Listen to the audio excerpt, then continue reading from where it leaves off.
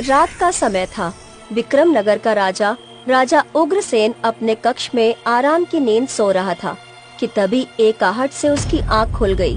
अचानक से वो उठकर बैठ गया।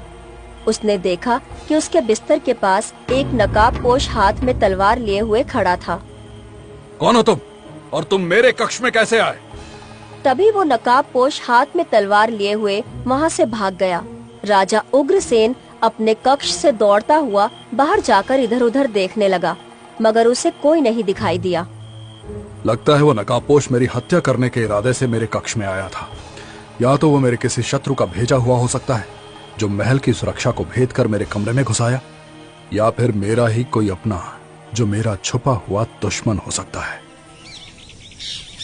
अगले दिन राजा उग्रसेन अपने दरबार में मंत्री जगन्नाथ से बोले, मंत्री जगन्नाथ, कल रात एक नकाबपोश मेरे कक्ष में आया था। उसके हाथ में तलवार थी। जैसे ही मेरी आंख खुली, अचानक वो कक्ष से बाहर भाग गया। मुझे लगता है वो मेरी हत्या करने के इरादे से मेरे कक्ष में घुसा था। ये सुनकर मंत्री जगन्नाथ बुरी तरह से चौंकता हुआ बोला, महाराज, महल की सुरक्षा तो इतनी मजबूत है कि कोई भी बाहर का सुरक्षा घेरा तोड़कर महल के अंदर प्रवेश नहीं कर सकता। आपके परिवार का ही कोई सदस्य हो सकता है। तुम सही कहते हो मंत्री, मेरे मन में भी यही विचार आया था। महाराज, कल मैं आपके सबसे छोटे पुत्र राजकुमार केशव को आपके कक्ष के आसपास टहलते हुए देखा था। ये सुनकर राजा उग्रसेन के चेहरे पर क्रोध झलकने लगा। वो तुरंत अपनी पत्नी रानी चंद्रिका के कक्ष में चला गया। क्या हुआ? आपके चेहरे पर ये क्रोध कैसा? राजा उग्रसेन अपनी पत्नी को सारी घटना बताते हुए बोला, मंत्री ने बताया कि केशव कल रात मेरे कक्ष के आसपास टहल रहा था। तो आप कहना क्या चाहते हैं कि जिस नकाबपोश को आपने देखा वो आपका पुत्र राजकुमार केशव है? हालात यही इशारा कर रहे हैं। वैसे भी मेरा सबसे छोटा पुत्र केशव किसी काम धाम का है नहीं। जब से वो पैदा हुआ है तब से वो मेरे लिए केवल मुसीबत ही बना रहा है। तभी वहाँ पर राजकुमार केशव के 2 बड़े भाई और राजा उग्रसेन के 2 बड़े बेटे राजकुमार अर्जुन और राजकुमार वीर वहाँ पर आ पहुँचे। पिताजी, मंत्री ने बताया कि कल आपके कक्ष में कोई तलवारबाज था। क्या उसने कहीं आपको नुकसान तो नहीं पहुँचाया? क्या आप जानते हैं वो कौन था? मेरे वीर पुत्रों, अगर मैंने उसे देखा होता तो वो अब तक जीवित नहीं होता। वो तो उसकी किस्मत अच्छी थी कि वो तुरंत कक्ष से बाहर भाग गया। आपको किस पर शक है पिताजी? मुझे शक नहीं बल्कि पूरा विश्वास है कि ये घटिया काम मेरे पुत्र राजकुमार केशव के अलावा और कोई नहीं कर सकता। जाओ, जाकर राजकुमार केशव को महल के राज दरबार में लेकर आओ। आज हम कोई कड़ा फैसला करके रहेंगे। इतना बोलकर राजा उग्रसेन गुस्से से कक्ष से बाहर निकल गया। इधर राजा उग्रसेन का छोटा बेटा महल के बगीचे में बैठा हुआ गहरी सोच में गुम था कि तभी उसके 2 बड़े भाई वहां आ पहुँचे। केशव, तुम यहाँ बैठे हो? पिताजी कितने गुस्से में हैं। उन्होंने तुम्हें तुरंत महल के राज दरबार में बुलाया है। आखिर पिताजी गुस्से में क्यों हैं? और उन्होंने मुझे ही क्यों बुलाया है? राजकुमार केशव की बात सुनकर वीर सिंह उसे सारी घटना बताते हुए बोला, केशव, पिताजी के ऊपर कल रात किसी ने हमले का प्रयास किया। वो तो अच्छा हुआ कि पिताजी की आंख खुल गई और उनको शक है कि वो नकाबपोश तुम थे। ये सुनकर केशव बुरी तरह से चौंक पड़ा। पिताजी मेरे बारे में ऐसा सोचते हैं? वो ऐसा बेवजह नहीं सोच रहे केशव। मंत्री जगन्नाथ ने उन्हें बताया कि कल रात पिताजी के कक्ष के आसपास उसने तुम्हें टहलते हुए देखा था। ये सच है कि मैं पिताजी के कक्ष में रात में गया था, परंतु मैं उन्हें केवल देखने के लिए गया था। देखने के लिए गया था से तुम्हारा क्या मतलब है? तुम सब तो जानते हो कि जब मैं छोटा था तब पिताजी मुझसे कितना प्रेम करते थे। मुझे आज भी याद है, वो मेरी हर इच्छा को पूरा करते थे। मगर कुछ वर्षों से पता नहीं क्यों अचानक पिताजी को मुझसे नफरत क्यों हो गई। वो मेरा चेहरा तक देखना पसंद नहीं करते, परंतु मेरे दिल में अपने पिता के लिए प्रेम कम नहीं हुआ। जब पिताजी रात में सो जाते हैं तो मैं अक्सर उनके कक्ष में जाकर घंटों उन्हें देखता रहता हूँ, और कल रात भी मैं वही करने के लिए गया था। वो सब तो मुझे नहीं पता केशव, परंतु तुम्हें अभी इसी समय राजमहल के दरबार में पहुंचना होगा। कुछ ही देर में केशव राजमहल के दरबार में अपने पिता राजा उग्रसेन के सामने खड़ा हुआ था। राजा उग्रसेन गुस्से से केशव से बोला, मुझे तुमसे ऐसी घटिया उम्मीद नहीं थी केशव कि तुम अपने ही पिता की हत्या का प्रयास करोगे। क्या तुम कल रात मेरे कक्ष के आसपास नहीं मंडरा रहे थे? पिताजी, ये सच है कि मैं आपके कक्ष में कल रात गया था, परंतु मैं कल रात ही नहीं बल्कि हर रात आपके कक्ष में जाता हूं, क्योंकि मैं आपको देखे बगैर सो नहीं सकता। बकवास बंद करो केशव। सच तो यह है कि तुम मेरे पुत्र के नाम पर कलंक हो। केशव, मैं तुम्हें अभी और इसी वक्त अपने राज्य से, अपने वंश से बेदखल करता हूं। आज से तुम आम प्रजा की तरह अपना जीवन व्यतीत करोगे। जाओ, इसी वक्त यहां से निकल जाओ। अपने पिता की बात सुनकर केशव की आंखों में आंसू आ गए और वो धीरे धीरे कदमों से राजमहल से बाहर निकल गया और राजमहल से बहुत दूर जाकर एक पेड़ के छाया में बैठकर रोते हुए अपने आप से बोला, ये तो बिल्कुल सही न्याय नहीं हुआ पिताजी। हर बार की तरह इस बार भी आपने मेरी बात पर विश्वास नहीं किया, परंतु मुझे इस बात का बिल्कुल भी अफसोस नहीं कि आपने मुझे राजमहल से बेदखल कर दिया। अफसोस तो मुझे इस बात का है कि आपने मुझे अपने वंश से ही बेदखल कर दिया, लेकिन मैं फिर भी आपके आदेश का पालन करूंगा। मैं आज से अपना जीवन आम इंसानों की तरह व्यतीत करूंगा। कुछ देर बाद केशव को भूख लगने लगी। मुझे तो बहुत तेजी से भूख लग रही है। अब मैं कोई राजकुमार तो नहीं हूँ। रोटी खाने के लिए मुझे अब मेहनत करनी पड़ेगी। राजकुमार केशव आम इंसानों के कपड़े पहनकर एक खेत में चला गया और खेत के मालिक से बोला, मैं दूसरे राज्य से आया हूँ, मुझे काम की तलाश है। खेत का मालिक केशव को बहुत गौर से देखते हुए बोला, तुम्हारी शक्ल तो महाराज के सबसे छोटे पुत्र से बहुत अधिक मिल रही है। तभी खेत के मालिक के बगल में खड़ा हुआ दूसरा व्यक्ति हंसते हुए बोला, क्या बात कर रहे हो? वो तो राजकुमार केशव हैं। वो भला तुम्हारे खेत में काम करने के लिए आएंगे? मूर्ख हो गए हो क्या? सही कह रहे हो तुम, मेरी ही बुद्धि मारी गई है। इतना बोलकर वो केशव से बोला, जाओ जाकर खेत में मिट्टी खोदने का काम करो। राजकुमार केशव पूरी मेहनत से सुबह से शाम तक खेत में मिट्टी खोदता रहा। शाम को खेत के मालिक ने कुछ मुद्राएं देकर केशव को विदा कर दिया। मुद्राएं देखकर केशव अपने आप से बोला, ये तो केवल इतनी ही मुद्राएं हैं जिससे मैं केवल 2 रोटी खरीद सकता हूँ। अब मुझे पता लगा कि आम प्रजा कितनी मेहनत करके अपने लिए एक वक्त का भोजन जुटा पाती है। राजकुमार केशव 2 रोटी खरीदकर उसी पेड़ के पास आ पहुंचा जहां पर वो सुबह बैठा हुआ था। केशव रोटी को खाने ही वाला था कि तभी एक गंदा और मैला दिखने वाला व्यक्ति वहां आ पहुंचा और केशव से बोला, मैंने कई दिनों से कुछ नहीं खाया। क्या तुम मुझे खाने के लिए रोटी दे सकते हो? मेरे पास केवल 2 रोटियां हैं, इसमें से एक तुम ले लो। एक मैं खाकर अपनी भूख शांत कर लेता हूँ।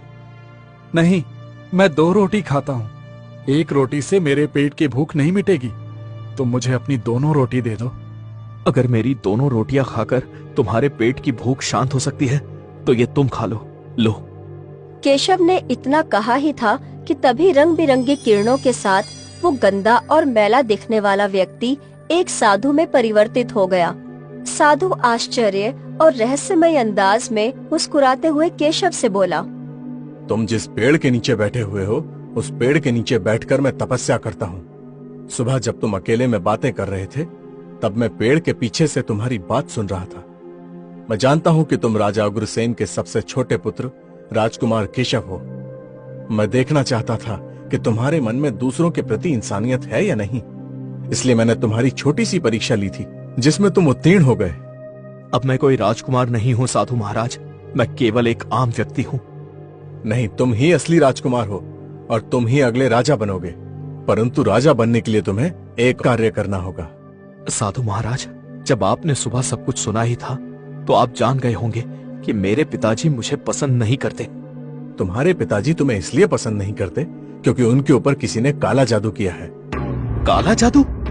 हाँ, काला जादू। उसी काले जादू के असर से तुम्हारे पिता अचानक तुम्हें नापसंद करने लगे। हालांकि पहले वो तुमसे बहुत ज्यादा प्रेम करते थे। अब मेरी बात ध्यान से सुनो। यहाँ से कुछ दूर व्यापारियों की नगरी है जिसे व्यापार नगरी कहा जाता है। तुम वहां पर चले जाओ। तुम्हें वहां पर 2 व्यक्ति बातें करते हुए मिलेंगे अपने सपने के बारे में। पहला व्यक्ति अपने सपने के बारे में जो कुछ भी बताएगा उसका सपना सत्य होगा। तुम उसके सपने में बताए हुए स्थान पर चले जाना। साधु के कहने के मुताबिक केशव व्यापार नगरी की ओर चल दिया। केशव रात भर घनी झाड़ियों को पार करता हुआ सुबह तक व्यापार नगरी के पास पहुंच गया। केशव थककर चूर हो चुका था। उसने देखा कि व्यापार नगरी की सीमा पर 2 व्यक्ति सो रहे थे। केशव उनके सामने स्थित पेड़ के नीचे बैठकर आराम करने के लिए लेटा ही था कि तभी वो 2 व्यक्ति उठ गए और एक व्यक्ति मुस्कुराता हुआ दूसरे से बोला, तुझे पता है मैंने अजीब सपना देखा। हाँ? कैसा सपना? मैंने सपने में देखा कि यहाँ से कुछ दूर जंगल में एक तालाब है। वहाँ पर एक परी स्नान कर रही थी। मैंने उस परी के पंख उठा लिए और जब वो परी स्नान करके बाहर आई तो मुझसे अपने पंख मांगने लगी, मगर मैंने इनकार कर दिया। परी ने कहा कि इसके बदले मैं तुम्हें ऐसी अनमोल वस्तु दूंगी जिससे तुम मीलों का सफर चुटकियों में तय कर सकते हो। ये सुनकर केशव बुरी तरह से चौंक पड़ा और सोचते हुए बोला, साधु महाराज ने कहा था कि पहला व्यक्ति जो सपना बताएगा वही सत्य होगा। इसका मतलब यह है पहले व्यक्ति के हिसाब से आगे कोई वास्तव में तालाब मौजूद है। केशव तुरंत वहाँ से जंगल की ओर बढ़ गया।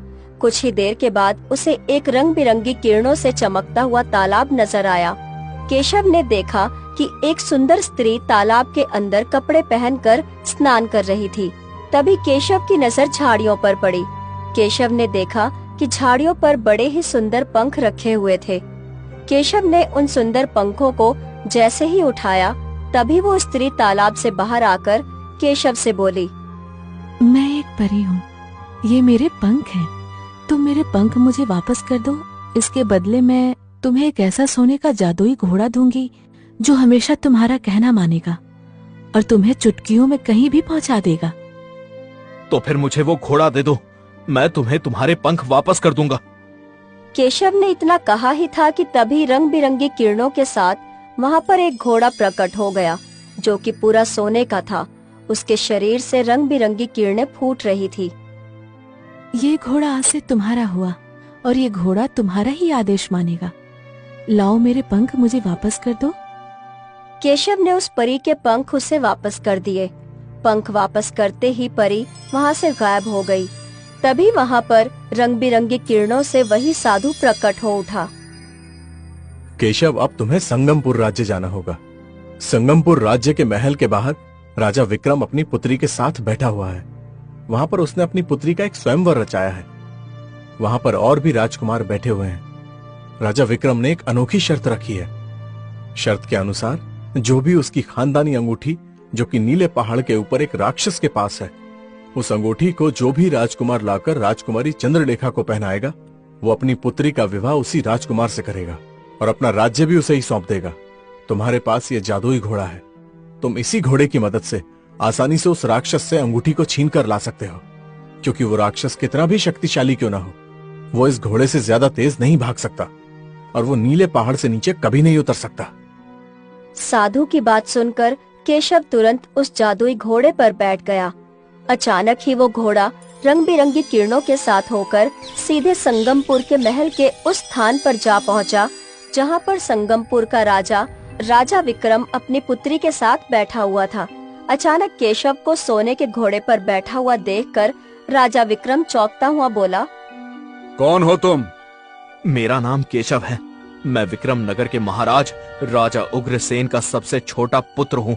मैं आपकी पुत्री के साथ विवाह करना चाहता हूँ। मैं अपनी पुत्री का विवाह केवल उसी राजकुमार से करूंगा जो मेरी खानदानी अंगूठी को नीले पहाड़ के राक्षस के इलाके से लाकर मेरी पुत्री को पहनाएगा। जहाँ तक मैं जानता हूँ तो वो राक्षस नीले पहाड़ से नीचे नहीं उतरता। तो फिर आपकी खानदानी अंगूठी उस राक्षस के पास क्या कर रही है? बरसों पहले हमारे पिता हमारी माँ को नीले पहाड़ पर घुमाने के लिए ले गए थे और वो अंगूठी वहीं गिर गई थी। हमारे पिता ने उस अंगूठी को बहुत ढूंढा मगर वो नहीं मिली। कुछ समय बाद पता लगा कि वो अंगूठी एक राक्षस उठाकर ले गया है। वो अंगूठी चमत्कारी अंगूठी थी जिसे एक साधु ने भेंट की थी। उस अंगूठी के बगैर हमारी पुत्री का विवाह नहीं हो सकता। उसके बगैर अगर हमारी पुत्री किसी से भी विवाह करेगी तो उसकी मौत हो जाएगी। इसीलिए हमने ऐलान किया है कि हम अंगूठी लाने वाले को अपना राज्य भी दे देंगे। आप यहीं रुकिए महाराज, मैं कुछ ही क्षणों में अंगूठी लेकर आपके सामने आ जाऊंगा। इतना बोलकर केशव अपने जादुई सोने के घोड़े से बोला, मुझे उस स्थान पर ले चलो जहाँ पर महाराज विक्रम की खानदानी अंगूठी मौजूद है। अचानक जादुई सोने का घोड़ा रंग बिरंगी किरणों के साथ वहां से गायब हो गया। अगले ही पल केशव ने अपने घोड़े सहित स्वयं को नीले पहाड़ पर पाया, जहां पर अंगूठी एक चट्टान पर रखी हुई थी और एक राक्षस उस अंगूठी के पास बैठा हुआ था। केशव ने तुरंत उस अंगूठी को उठा लिया। अंगूठी को उठाते ही वो राक्षस केशव की ओर देखकर बोला, तेरी हिम्मत कैसे हुई इस अंगूठी को उठाने की? तेरा घोड़ा मुझसे अधिक तेज नहीं भाग सकता। मेरी रफ्तार का तुझे अंदाजा नहीं है।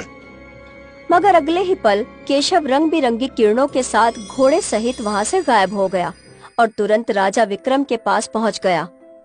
केशव के हाथ में सोने की अपनी खानदानी अंगूठी देखकर राजा विक्रम प्रसन्न होते हुए बोला, तुमने तो वो कारनामा कर दिखाया जो बड़े से बड़े वीर भी नहीं कर सके।